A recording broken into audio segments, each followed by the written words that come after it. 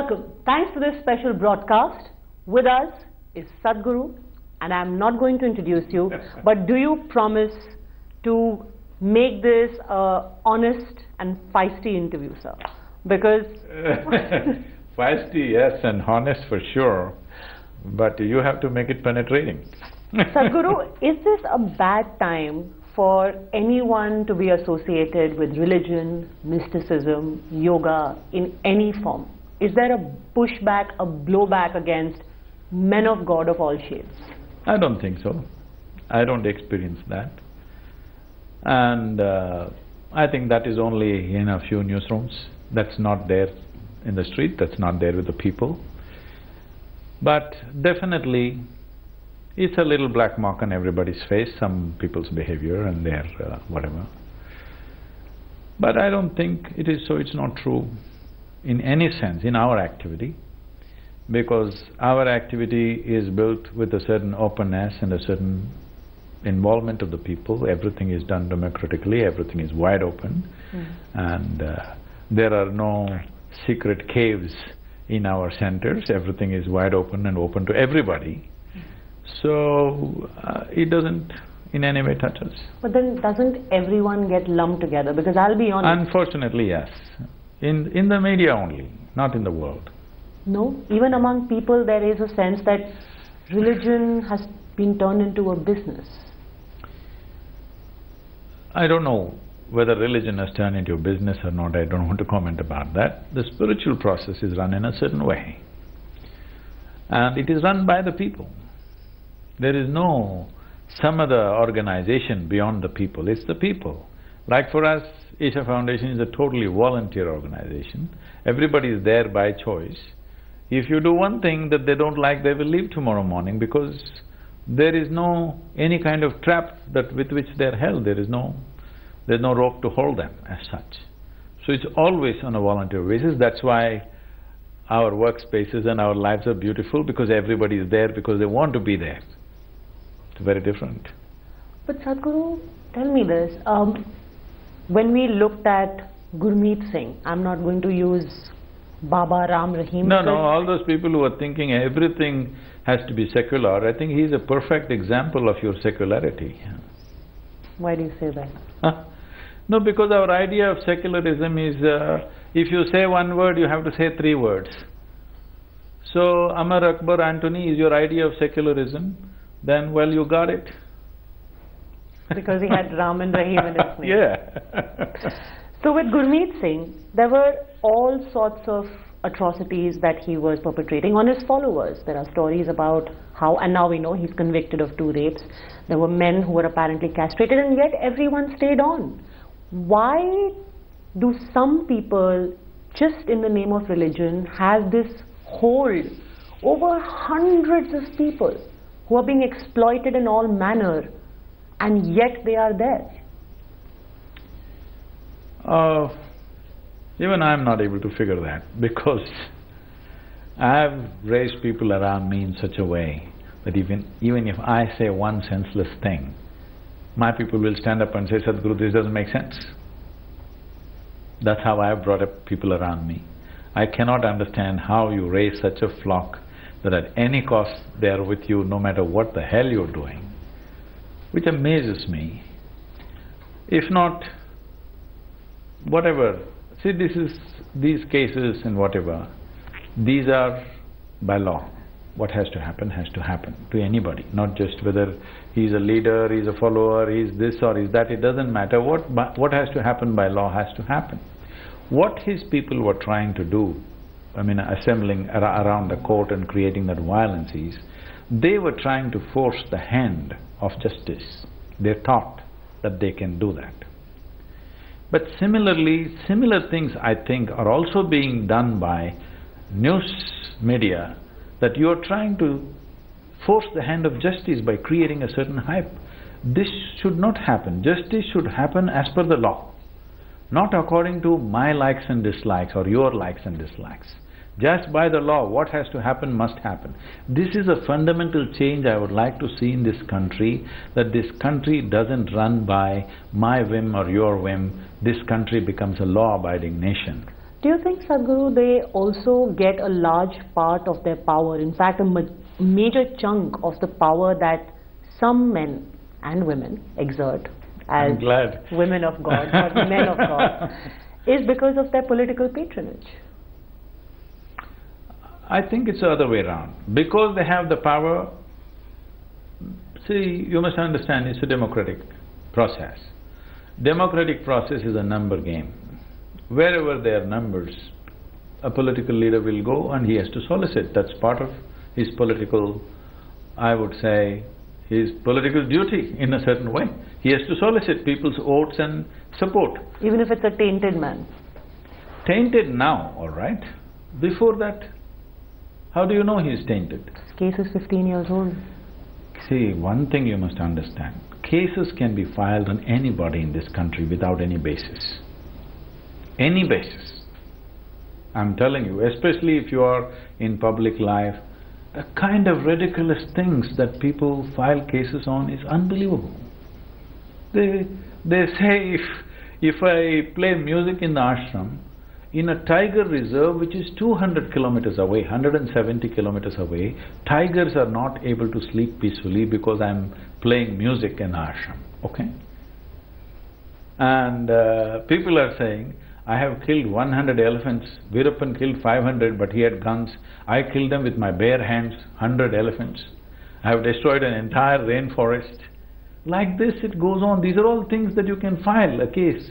It just gets accepted, nothing happens, but media picked up and maybe 10% of the people will believe these things. But doesn't this go against the idea that the state and religion should always be separate? The two should not mix. See, state and religion being separate is very much so. As a part of our constitution, it is so, there's no question about it. This doesn't mean somebody just because he's in politics, he should not go to the temple, mosque or church. There is no such thing, there's no such law. He can be a devout Hindu or a Muslim or a Christian or whatever else that he follows, okay? Only thing is, if somebody is going somewhere where somebody has a large, cachet of votes, naturally politicians will go there. But if they go there and now seek it in the prison after a convicted man, then of course you must go for them. But when somebody is not convicted, just accused, you can accuse anybody of anything.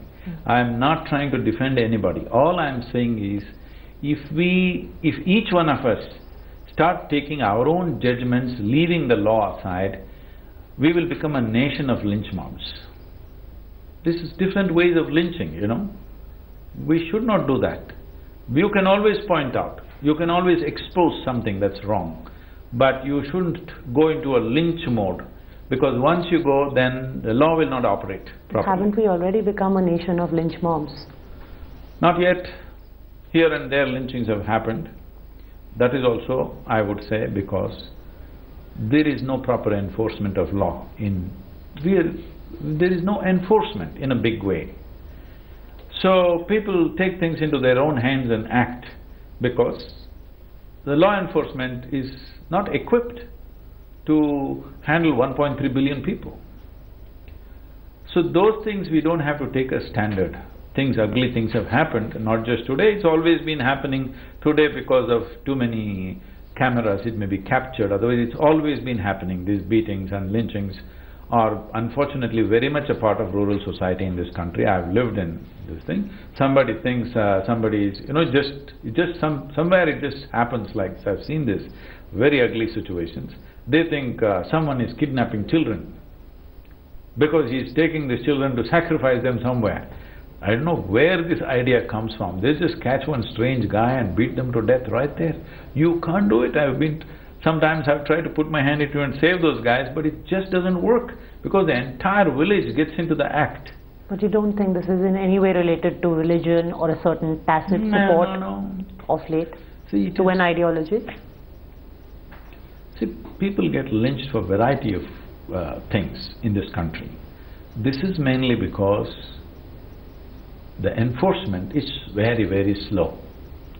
Suppose something happens that is very offensive to you or damaging to you, immediately you think you and your relatives get together and bash those guys and give them justice right there. This is how panchayats, katta panchayats have operated for a long time, okay? Now the law enforcement as per the constitution is still new, it's only 70 years old. I want you to understand, all countries like United States, lynching was common, not only on racial basis, even otherwise. If their society felt somebody has something wrong, done wrong, right there through the trees they hang them or shoot them, these kind of things have been there. So to make a nation into a law-abiding nation, it takes a whole lot of work. That work we still have to do, we've not gotten there fully. Again, returning to the point of politics and religion, is now religion an intrinsic part of politics? Do you have, since we've already spoken about the Muslim vote or the Hindu vote, there's just no separating the two anymore. I think… Should there be a separation between the two? I think for the first time… See, first of all, let me put this forth. We are talking democracy. We are not living democracy, okay? Why I'm saying this is, if democracy has to function as a democracy, you should cast your vote by your own dint and your own will. Not because your family votes in a certain way, not because your caste votes in a certain way, not because your religion votes in a certain way.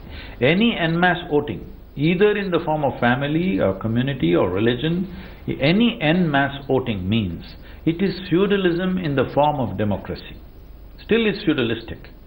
So we are a feudalistic society trying to transit into democratic process.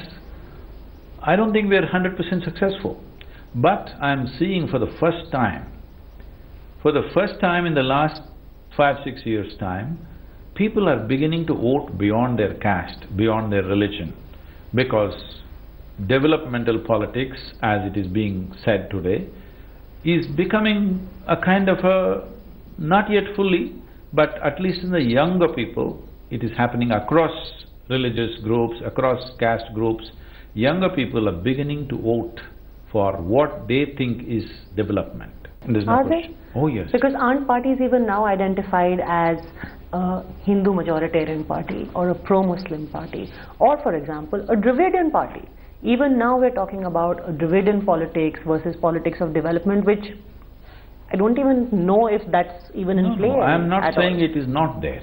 It is very much there. This is why I'm saying we are not yet a full-fledged democracy. We are still feudalistic society transiting into democratic process.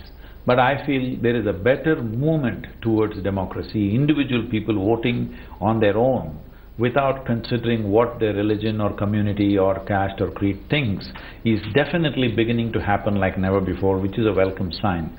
I think that is because of the new generation moving into the voting pattern. Then explain to me how, in a city like Chennai, in a state like Tamil Nadu, which arguably is much more literate as compared to some of the other states in our country, you've had this shameful drama going on for well over 6 months now, and people are living with it.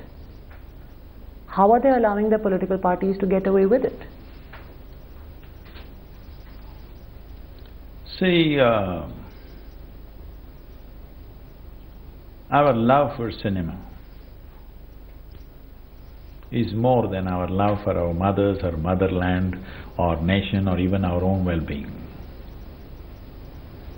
So, because very popular cinema stars entered politics about 25-30 years ago, and they became so larger than life, I mean, you have to go and witness this in the villages to see what it is even today, okay? They became so larger than life, somewhere Tamil people are generally considered very intelligent people, but we lost our sense. And because the cinema, the personalities from cinema have captured ordinary people's minds in such a way that we have not voted or done things sensibly for nearly 2.5, 3 decades. I hope sense dawns. How will things change? They are still pretty much the same.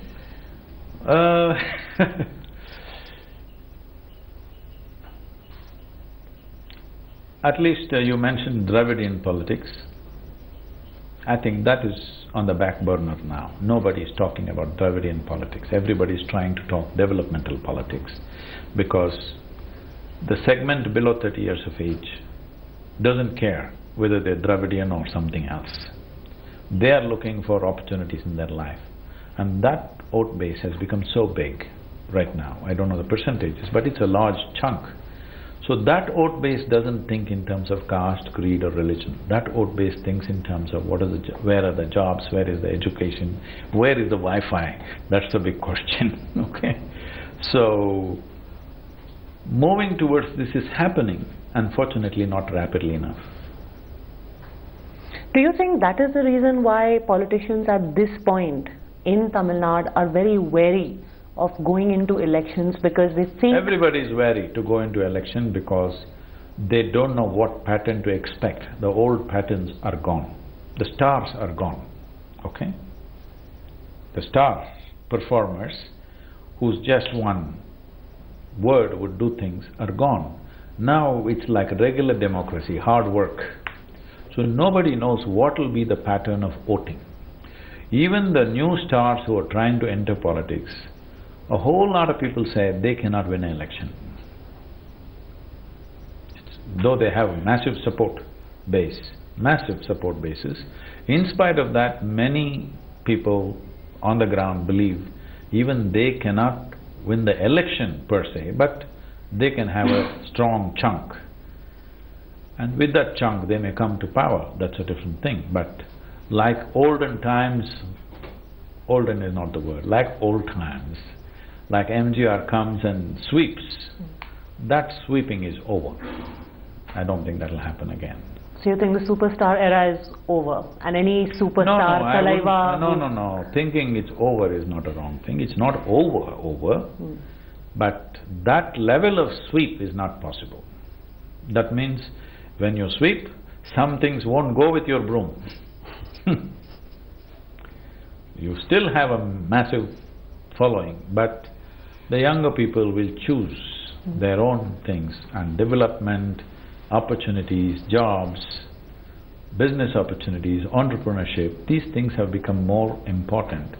That way, we have to admit that when I speak to the young people, when I speak to the students, in their minds, today Narendra Modi has become a bigger superstar than the cinema superstars.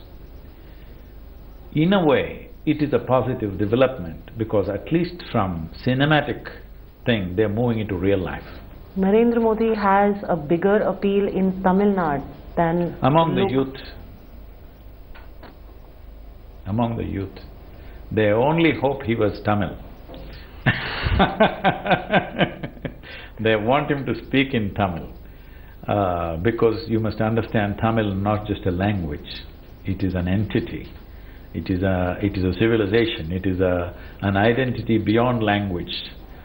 When we say Tamil, we are not talking about a language as people think. When we say Tamil, we are talking about an entire civilization. Is India a Hindi Rashtra? Well, then I don't belong to India, is that what you're saying? Because you spoke of the only twinge of regret among people in Tamil Nadu being that Narendra Modi doesn't speak in Tamil.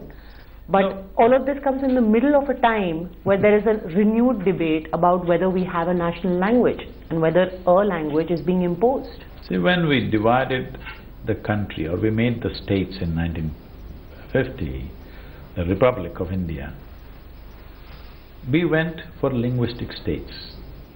When we said linguistic states, we made a promise to the people that your language will be preserved and nurtured. Nothing else will be imposed on you. You cannot change that now. If you try to change that now, you will be bringing up a very fundamental debate which is not good for the country. When you said linguistic state, it is a promise that my language will be preserved, isn't it? Now you can't suddenly say, because you got numbers, Hindi is the national language. You cannot say that. Well, a lot of people speak Hindi. If I want to transact with those people, I will also learn Hindi. But you cannot say it's national language. Then it becomes… other languages will become subservient languages, which means it's only a question of time before they die and disappear. All these languages have enormous history and a huge body of literature. You can't take them off. Sadhguru, tell me this. In our country, why do individuals or organizations have to take the place of institutions? For example, there are more than 8,000 crores per year that are allotted for the purpose of rejuvenation or cleaning of rivers. Then why do you, as an individual or an organization, have to rally for rivers? Because we are a nation who's still in the making. We are not a done nation. We are still in the making. That's what a developing nation means. When a nation is still in the mode of development, not yet developed, this means every hand has to be a part of nation building. Just the government cannot do, even if they have the intent, they don't have the means to do everything. So especially when it comes to rivers, the fundamental aspect of the river is, it's a concurrent subject between the center and the state. And always, as you know, being in news and political stuff, you're hearing every day, depending upon the party affiliations, if this party says something, everybody will just naturally oppose, without even considering whether it's really good for the nation or bad for the nation. So, because we have taken on this appellation of being opposition, a lot of people have taken this title very seriously and they think they have to oppose everything. Just everything they will oppose. This has become the norm. So, it is a concurrent subject. No government, central government, can ever make a law which is enforceable or implementable without the concurrence of the states, because the rivers run through the states. Center doesn't have a territory as such, except for a few areas of management. Rest of it is in the state hands. So the rally that I'm personally driving from Kanyakumari to Himalayas, driving through 16 states, people ask me, why only 16, why not 28? Because these 16 states are heavily farmed states. This is where the problem is. As you go east, there over 40% forest cover is still there. There is no great problem as such. Here is the problem. Fortunately, all the chief ministers are participating in the events. And the wonderful thing is, only one or two I went and met them. Rest of them I just wrote a letter. Within 15 days, all of them confirmed their attendance in the events. This is not a small thing, this is concurrence. And these are across political parties? Across political. How did you manage what even the Prime Minister has not managed so far? Because Prime Minister, unfortunately in this country, we are not seeing the Prime Minister as Prime Minister of India. We still think he belongs to a party. Well, thank you very much, Sadhguru, for having answered very patiently and honestly all of our questions. Pleasure as always.